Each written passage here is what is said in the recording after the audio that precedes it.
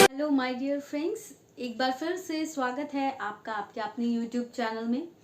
आज के इस वीडियो में हम रिव्यू करने वाले हैं एक बहुत ही इम्पॉर्टेंट मेडिसिन के बारे में जो एक साथ कई फायदे देती है। तो आज के इस रिव्यू में हम बात करने वाले हैं एसोमफ्लेक्स आईटी टैबलेट के बारे में। आखिर ये एसोमफ्लेक्स आईटी है क्या, ये दवा किस काम में आती है, इसको कैसे खाना है, किस तरह से इसको लेना है और किस कंडीशन में अवॉइड करना है, इसका साइड इफ़ेक्ट्स क्या है, इसके फ़ायदे क्या हैं, बहुत सारी चीज़ें हम आज के इस वीडियो में आपको बताने वाले हैं।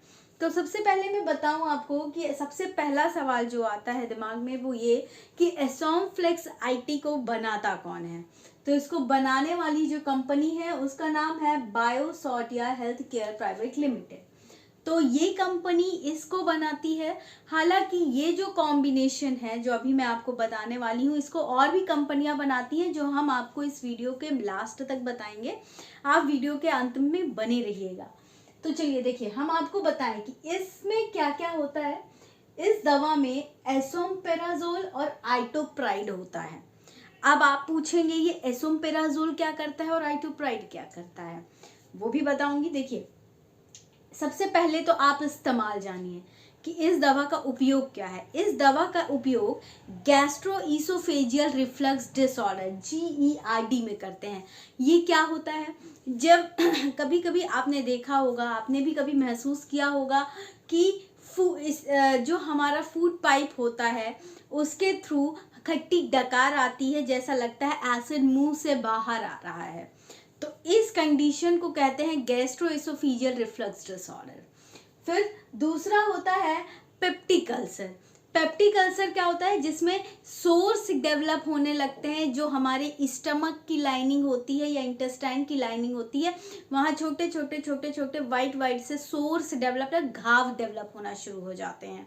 फिर गैस्ट्रिक अल्सर। गैस्ट्रिक अल्सर जो किस वजह से होता है, ये बेसिकली H. पाइलोरी नामक बैक्टीरिया के, हेलिकोबैक्टर पाइलोरी नामक बैक्टीरिया के इन्फेक्शन की वजह से होता है। फिर हम इसको एसिडिटी में भी उपयोग कर सकते हैं। एसिडिटी क्या होता है, देखिए जनरली जब हम एसिड सिक्रीशन बॉडी में कंटिन्यूअस होता रहता है फूड के डाइजेशन के लिए, तो लेकिन उसको प्रोटेक्शन के लिए म्यूकस की एक थिन लेयर होती है जो हमारे बॉडी को या स्टमक को इस एसिड के सिक्रीशन से प्रिवेंट करती है, यानी एसिडिटी नहीं होती, जलन नहीं होता है। लेकिन जब एक्सेसिव एसिड का प्रोडक्शन होने लगता है तो यही जो स्टमक की लाइनिंग होती है, जो म्यूकस की लाइनिंग जो प्रिवेंट कर रही है, हमें इस एसिड से बचा रही है, ये डिटेरियोरेट होने लगती है, जल्दी धीरे धीरे धीरे धीरे ये झड़ने लगती है, खराब होने लगती है एसिड के इफेक्ट की वजह से।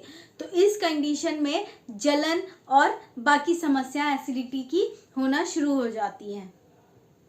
तो ये तो हुआ कि इसको हम उपयोग कहाँ कहाँ करते हैं। अब देखिए, मैं आपको बताऊं एसोमपेराजोल का क्या काम होता है। दो चीजें हैं, एसोमपेराजोल भी है और आइटोप्राइड भी है। तो अब दोनों अपने अपनी तरह से काम करती हैं। एसोमपेराजोल क्या करता है, ये प्रोटॉन पंप इनिबिटर है। ये क्या करता है, प्रोटॉन पंप को ब्लॉक कर देता है। प्रोटॉन पंप को जब ब्लॉक कर देगा तो क्या करेगा, यही प्रोटॉन पंप क्या करता है, एसिड को प्रोड्यूस कर रहा होता है। ऑलरेडी बॉडी में एक्सेस एसिड है जो मुंह से बाहर आ रहा है और उसी की वजह से अल्सर हो रहा है, एसिडिटी हो रही है। तो कैसे ब्लॉक करेंगे, इसको रोकेंगे कैसे, प्रोटॉन पंप इनिबिटर्स को ब्लॉक कर दें। तो ये काम करता है एसोमपेराजोल। दूसरा जो है आइटोप्राइड। आइटोप्राइड क्या करता है, ब्लॉक करने से ही काम नहीं होगा, जो खाया है एटलीस्ट वो बाहर भी तो होना चाहिए, बॉडी से एक्सपेल आउट तो होना चाहिए।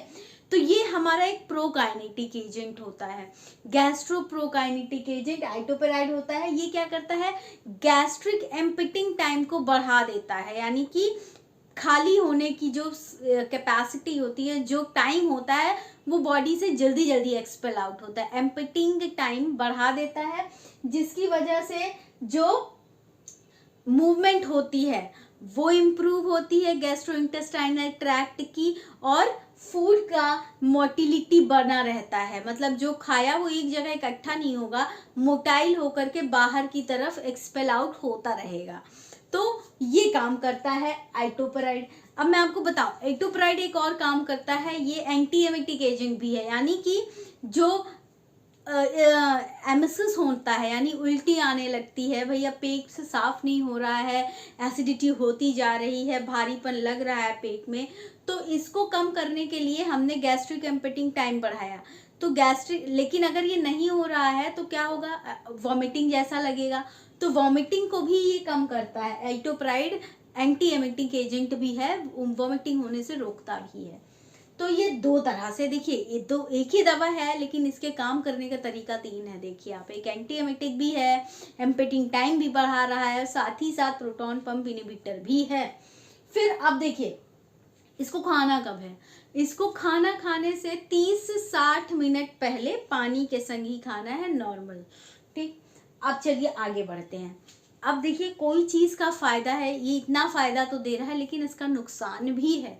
नुकसान क्या है, अगर कोई इस दवा पे लंबे समय तक टिका हुआ है, उसको लंबे समय तक ये दवा दी जा रही है, तो ऑस्टियोपोरोसिस होने की संभावना है, जिसमें हड्डियां क्या हो जाती हैं, खोखली होने लगती हैं अंदर से, तो ऑस्टियोपोरोसिस होने की संभावना है।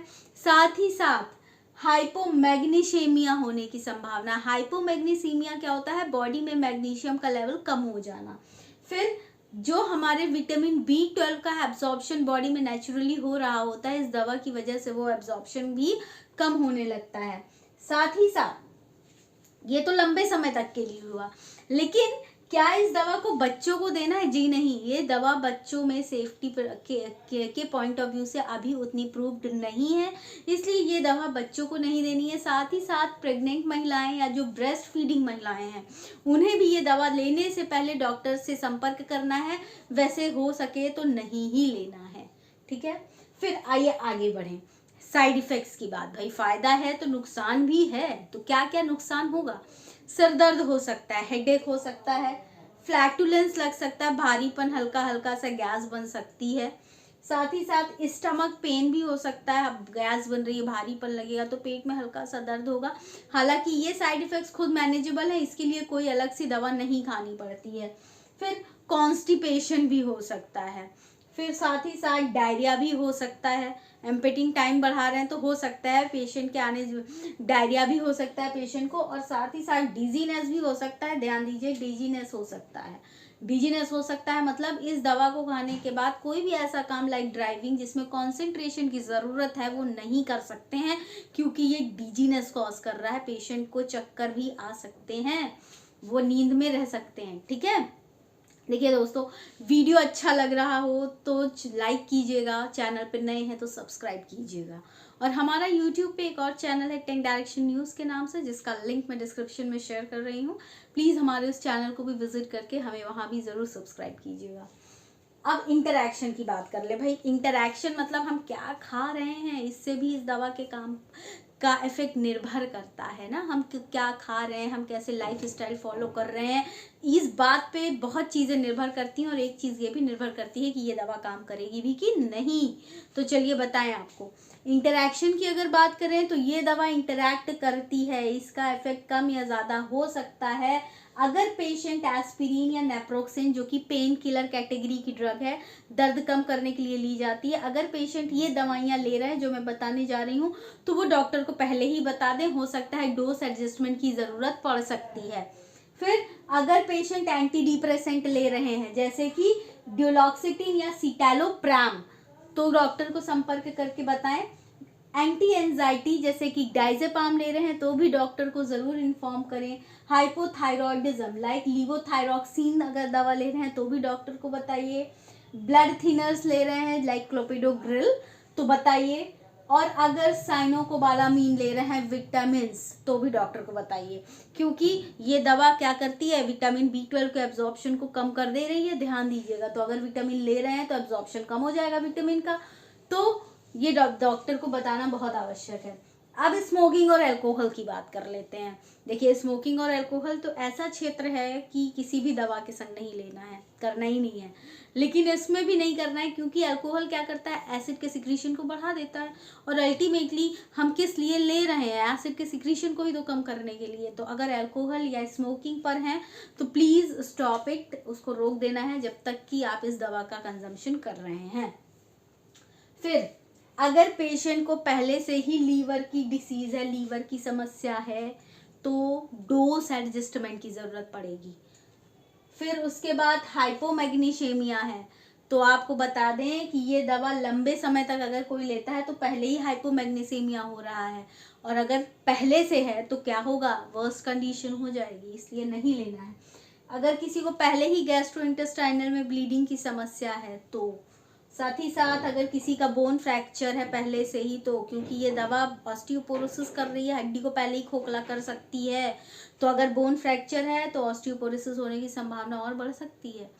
फिर और क्या चीज़ें अवॉइड करनी है, अगर आपको फैटी फूड बहुत पसंद है, मसालेदार बहुत पसंद है, खट्टी चीज़ें पसंद है, टमाटर ज़्यादा खा रहे हैं आप, चॉकलेट के बहुत बड़े प्रेमी हैं, प्याज ज़्यादा खा रहे हैं, और साथ ही साथ सोडा वगैरह हर दिन का है, तो रोक दीजिए।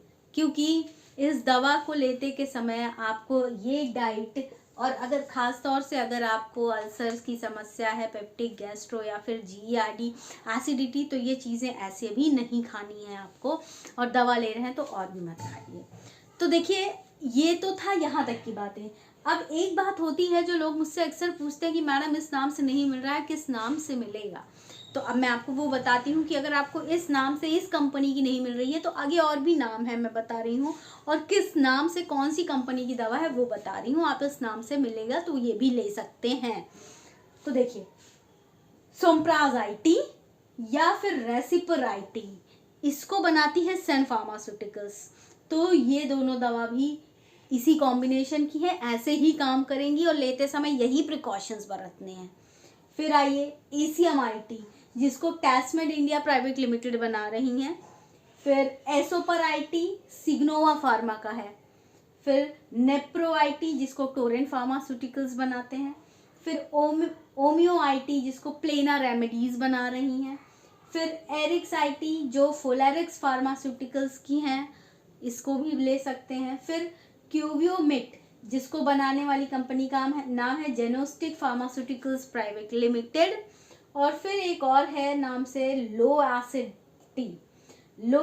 IT, ये बना रही है एस्टोनिया लैब्स प्राइवेट लिमिटेड। तो अगर आपको एसोमफ्लक्स-IT नहीं मिल रहा है तो यहाँ बहुत सारी ITs हैं जो आपको मिल जाएंगी। तो और कंपनी का नाम भी मैंने आपको बताया। आशा करती हूँ वीडियो आपको समझ में आया होगा। अब मैं इसी वीडियो के संग आपसे विदा चाहती हूँ, और अगर आपका कोई सजेशन है तो कमेंट सेक्शन में आप ड्रॉप कर सकते हैं अपने सुझाव, अपने सजेशंस। कुछ और चीज़ें आप चाहते हैं, कोई मेडिसिन स्पेसिफिक डिस्कशन चाहते हैं तो वो भी आप ड्रॉप कर सकते हैं। तब तक के लिए धन्यवाद। स्वस्थ रहिए, मस्त रहिए।